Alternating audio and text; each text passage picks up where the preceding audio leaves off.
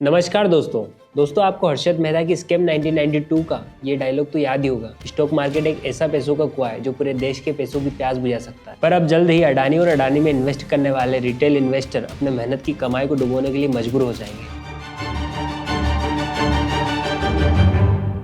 अब देखिए ये अडानी की 5 कंपनी की शेयर की वैल्यूज है। Adani express 20% down, Adani energy 20% down, Adani green 18% down, Adani ports 13% down, Ambuja cement 12% down. Adani की 10 में से 9 कंपनीज के शेयर के प्राइस डाउन है। इतना ही नहीं, सेंसेक्स और निफ्टी भी नीचे गिर गया है, जिससे पूरे देश के इन्वेस्टर को नुकसान उठाना पड़ रहा है। और इन सब का रीजन है अडानी पर लगा एक और नया एलिगेशन, जो इस बार किसी हिडनबर्ग जैसी प्राइवेट कंपनी ने नहीं बल्कि सीधा अमेरिका के डिपार्टमेंट ऑफ जस्टिस ने लगाया है। न्यूयॉर्क के कोर्ट ने गौतम अडानी पर वहां की इन्वेस्टिगेशन एजेंसी से मिले एविडेंस को वैलिड माना है और उनके खिलाफ रिश्वत देने के लिए चार्जेस फ्रेम करने के लिए मंजूरी दे दी है। और इतना ही नहीं, अडानी के खिलाफ एक अरेस्ट वारंट भी इशू कर दिया गया है। इस केस में टोटल 8 लोगों का नाम आया है, जिसमें से एक गौतम अडानी और दूसरा उनके भतीजे सागर अडानी का भी नाम आया है।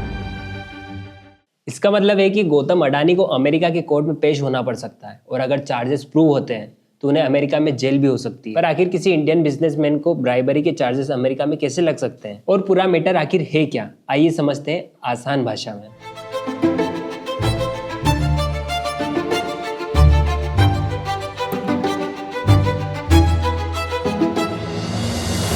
दरअसल भारत की 2 बड़ी कंपनीज अडानी और एजुस पावर बड़े लेवल की सोलर एनर्जी प्रोड्यूस करती है। इन दोनों कंपनीज के पास total 12 gigawatt power energy produce करने का कॉन्ट्रैक्ट मिला था। इस एनर्जी को ये companies solar energy corporation of India यानी SECI बेचने वाली थी और SECI इस एनर्जी को अलग अलग स्टेट की इलेक्ट्रिसिटी कंपनीज को बेचती। पर स्टेट इलेक्ट्रिसिटी कंपनीज एजुस पावर और अडानी से खरीदी हुई इलेक्ट्रिसिटी लेने के लिए रेडी नहीं है, क्योंकि इनका रेट ज्यादा था। ऐसे में अडानी ने जो करोड़ों रुपए इस प्रोजेक्ट में लगाए थे, कंपनीज को लॉस उठाना पड़ सकता था। बस यहीं से सीन में आता है न्यूयॉर्क के कोर्ट का आरोप। एलिगेशन में कहा गया अडानी के स्टेट इलेक्ट्रिसिटी बोर्ड के ऑफिशियल्स को ब्राइब करने का प्लान बनाया, बकायदा अपने भतीजे सागर अडानी के साथ अनऑफिशियल मीटिंग्स की और अलग अलग ऑफिशियल्स को ब्राइबरी देने की बात हुई। अगर ये प्लान सक्सेसफुल हो जाता तो इससे लगभग अडानी को 17,000 करोड़ का फायदा होता।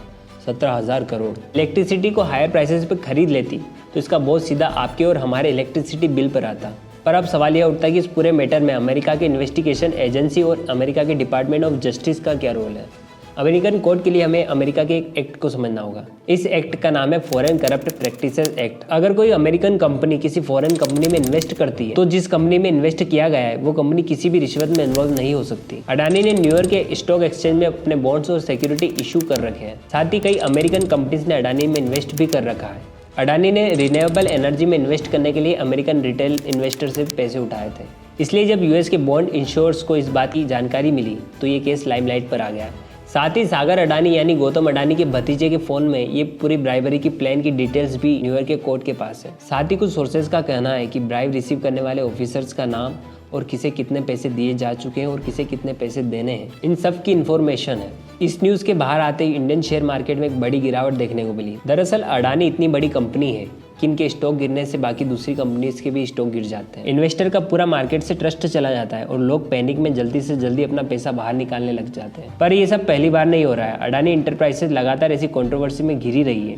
पिछले साल जनवरी में जब यूएस बेस्ड कंपनी हिडनबर्ग ने अडानी के खिलाफ शेयर मार्केट मैनिपुलेट करने की स्ट्रॉन्ग एविडेंस होने की रिपोर्ट रिलीज की थी, तब से ही अडानी किसी न किसी तरह की कंट्रोवर्सी में घिरा रहा है। दिसंबर 2023 में अडानी ने फेमस स्लम एरिया धारवी में 259 हेक्टेयर जमीन खरीदी थी, जिसके खिलाफ हजारों लोग मुंबई के ऑफिस के बाहर प्रोटेस्ट करने आ गए थे। इसी तरह अगस्त 2024 में हिडनबर्ग ने अपनी एक और नई रिपोर्ट सेबी की चेयरमैन माधवीपुरी बुच पर अडानी के साथ मिले होने की और उनके साथ स्कैम में मदद करने का आरोप लगाया था। साथ ही बांग्लादेश के हाईकोर्ट ने भी अडानी ग्रुप को पावर डिक्लाइन और इन्वेस्टिगेशन का ऑर्डर दिया है। अब यूएस डिपार्टमेंट ऑफ जस्टिस ने ऑर्डर के बाद अडानी की कई मुश्किलें बढ़ गई है। इस खबर को सामने आने के बाद केन्या के प्रेसिडेंट ने केन्या में अडानी के होने वाले सारे प्रोजेक्ट को कैंसिल कर दिया है।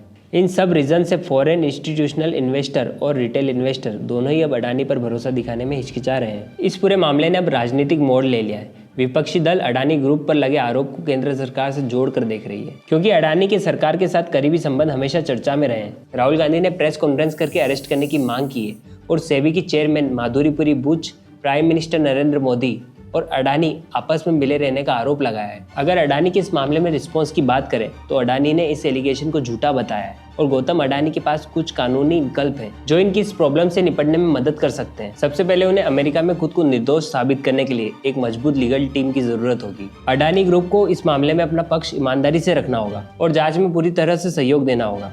इसके साथ ही भारत और अमेरिका के निवेशकों और शेयर धारकों को ये भरोसा दिलाना होगा कि ये एलिगेशन गलत है। इसके अलावा वे अमेरिका के फॉरेन करप्ट प्रैक्टिसेस एक्ट के तहत जुर्माने की संभावना को कम करने के लिए सेटलमेंट का ऑफर दे सकते हैं। कुल मिलाकर अडानी ग्रुप के लिए आने वाला सफर बहुत डिफिकल्ट होने वाला है। अब देखना यह होगा कि क्या वह इन आरोप से उबर पाएंगे या यह विवाद उनकी ग्रोथ पर ब्रेक लगा देगी। आप इस मामले में क्या सोचते हैं? कमेंट में अपनी राय जरूर बताएं। वीडियो पसंद आया तो इसको लाइक जरूर करें। Thank you.